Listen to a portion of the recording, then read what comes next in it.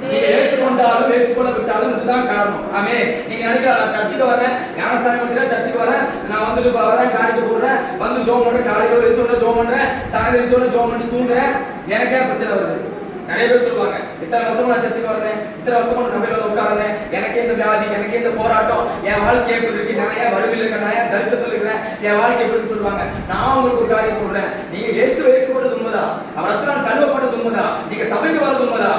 ஆனா உங்களோட விரோதியான பிசாசு அவன் பயங்கர உங்களோட மிகவும் அவன் வந்து பாத்தீங்கன்னா அவன் ரொம்ப மோசமானவன். ஆமே. உங்களை எப்படி கீழே வைக்கணும், உங்களுக்கு எப்படி போராட்டம் கொடுக்கணும், உங்களை எப்படி இயேசு விட்டு விலக வைக்கணும், உங்களை எப்படி வந்து சமாதானம் இல்லாம இருக்கணும், நீங்க எப்படி பிரச்சனை கொடுக்கிறது அவர் யோசிக்கிறதே அவனோட வேலை. ஹல்லேலூயா. இயேசு எப்படி பிதா எப்படி இயேசு எப்படி நமக்காக நல்லா இருக்கும் நினைக்கிறாரோ அது போல அந்த பிசாசு வந்து பாத்தீங்கன்னா உங்களை இப்படியே நினைப்பான்.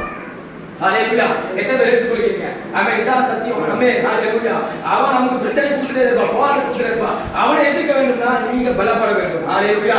வசனம் சொல்கிறது மாம்சத்தோடு ரத்தத்தோடு நமக்கு போராட்டம் இல்லை. ஆமென். நீங்க வேலை செய்யற இடத்துல, நீங்க குடும்பத்துல, எல்லா இடத்துலயும் உங்களுக்கு பிரச்சனை போராட்டம் வருதா, சண்டை வருதா, போராட்டம் வருதா, அவங்க கூட உங்களுக்கு போராட்டம் கிடையாது. உங்களுக்கு வசனம் சொல்கிறது மாம்சத்தோட போராட்டம் இல்ல, நமக்கு போராட்டம் யாரோட கூட அதிகாரங்கள், துறைத்தனங்கள், அந்தகார லோகாதிபதிகள், வானமண்டல பொருளாதாரங்களின் சேனைகள், இதுகளோடு மாத்திரமே நமக்கு போராட்டம்.